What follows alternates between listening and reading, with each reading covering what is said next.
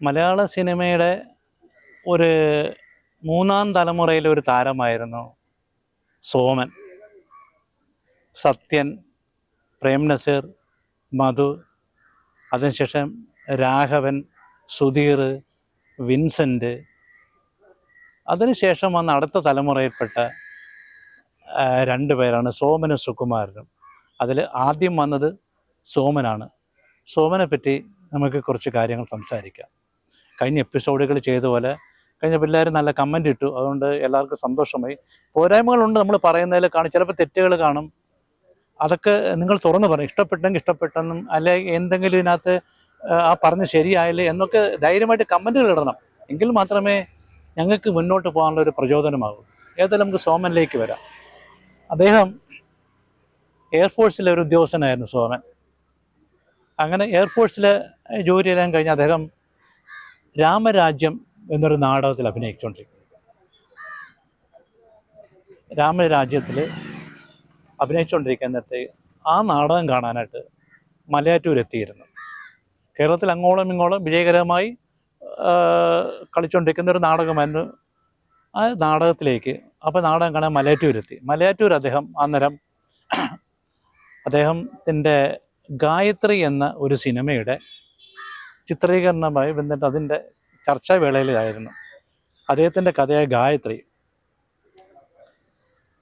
PN Menon സംവിധാനം ചെയ്യുകയാണ്. PN Menon അപ്പം ഓളം തീരമൊക്കെ കഴിഞ്ഞ് വന്നിട്ട് ചെമ്പരത്തി എന്ന സിനിമയിലൂടെ, SK നായരുടെ ചെമ്പരത്തി എന്ന സിനിമയിലൂടെ മലയാള സിനിമയിൽ തൻ്റെ സാന്നിധ്യം ഉറപ്പിച്ചു കഴിഞ്ഞു.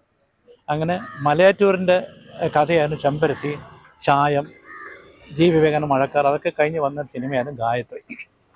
ഗായത്രിയും PN മേനോൻ മലയാറ്റൂർ കഥ എഴുതണം.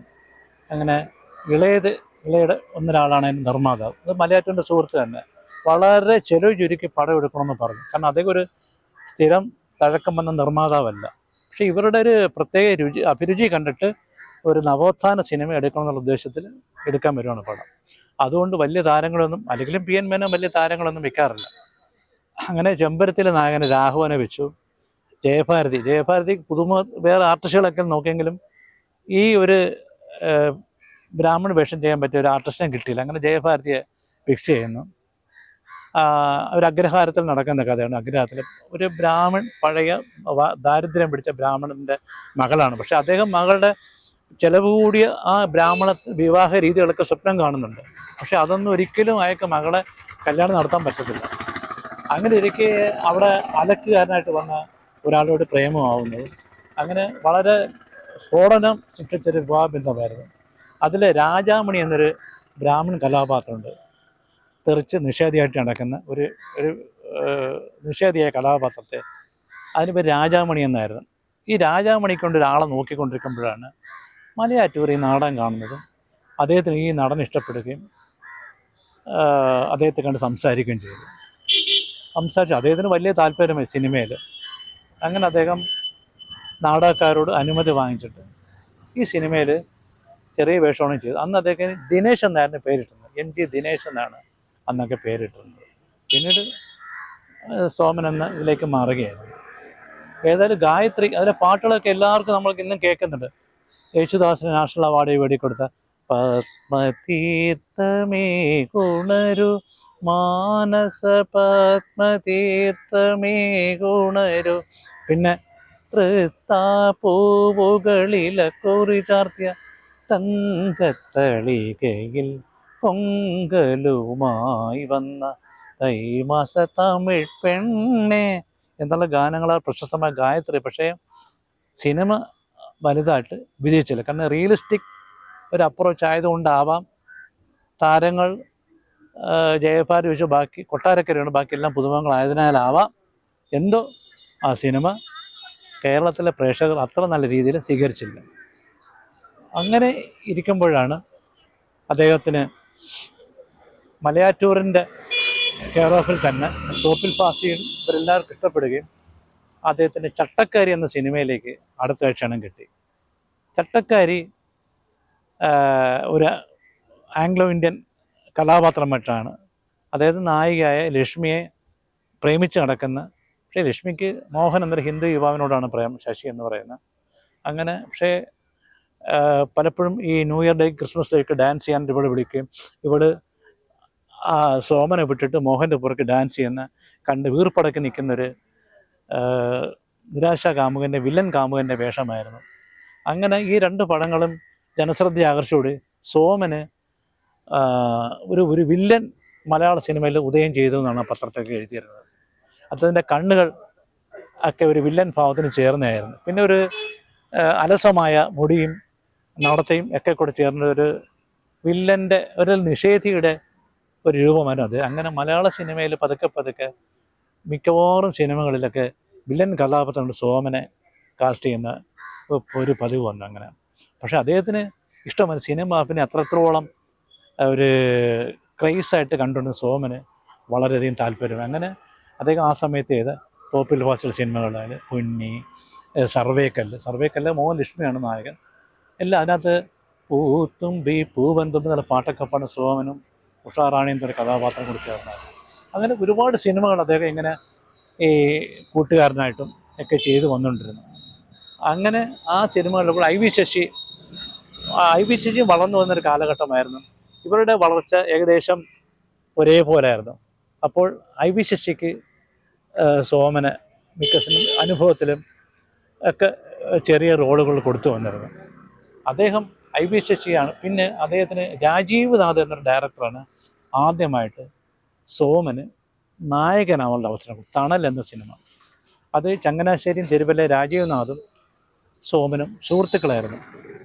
അദ്ദേഹവും രാജീവ് നാഥും മലയാള സിനിമയുടെ കൊമേഴ്ഷ്യൽ സിനിമയിലൊക്കെ മാറി ചിന്തിക്കുന്ന ഒരാളായിരുന്നു. അദ്ദേഹം എടുത്ത പടം തണലിന് ആ വർഷത്തെ തണൽ, പല്ലവി എന്നീ സിനിമകൾ സോമൻ അവാർഡ് കിട്ടി. അങ്ങനെ നായക പരിവേഷത്തിൽ നായകൻ സോമനെ മറ്റുള്ളവരും ക്ഷണിക്കാൻ തുടങ്ങി. JC, I V Sasi, Hariharan, ഈ സംവിധായകരുടെ ഒരു വളർച്ചയുടെ കാലഘട്ടത്തിലാണ് സോമനും വന്നത്. അങ്ങനെ അപ്പോൾ ഈ നേരത്തെ പറഞ്ഞ പോലെ സത്യനും നസീറിനും പ്രേം നസീർ, മധു, അവരിൽ നിന്ന് പതുക്കെ സോമൻ എന്നൊരു കാലഘട്ടത്തിലേക്ക് ഉയരുകയായിരുന്നു. ഐ വി ശശിയുടെ ഇതാ ഇവിടെ വരെ എന്നൊരു സിനിമ അതുവരെ സോമന് കൈവരാതിരുന്ന ഒരു നായക സൗഭാഗ്യം കിട്ടുമായിരുന്നു. പത്മരാജൻ്റെ വിശ്വനാഥൻ എന്ന കഥാപാത്രം, പ്രതികാരദാഹിയ കഥാപാത്രം, തൻ്റെ കുടുംബത്തെ നശിപ്പിച്ച പൈലോടുള്ള പ്രതികാരം വീട്ടാനായിട്ട് വരുന്ന അവൻ്റെ ആ കുടുംബത്തെ മുച്ചൂട് മുടിപ്പിക്കുക എന്ന ലക്ഷ്യത്തിൽ വരുന്ന, എന്നാൽ ഒരു വില്ലൻ്റെ ഭാവങ്ങളില്ലാതെ ശാന്തനായിട്ട് പ്രതികാരം വീട്ടുന്ന ആ കഥയിൽ പൈലിയുടെ മകളെ നശിപ്പിച്ചിട്ട് മടങ്ങാൻ ഉദ്ദേശിക്കുമ്പോൾ ആ മകള് അവളെ തോപ്പിക്കണം. നീ ഗർഭിണിയാന്ന് പറഞ്ഞാൽ ഞാൻ ഗർഭിണി ആയില്ല എന്ന് പറയുന്നിടത്ത് തൻ്റെ അച്ഛൻ നശിപ്പിക്കണം നിന്നി വന്നതെന്ന് പറഞ്ഞിട്ട് പുച്ഛത്തോടുകൂടി ഒന്ന് സോമനെ പരാജയപ്പെടുത്തുന്ന കഥാപാത്രമുണ്ട്.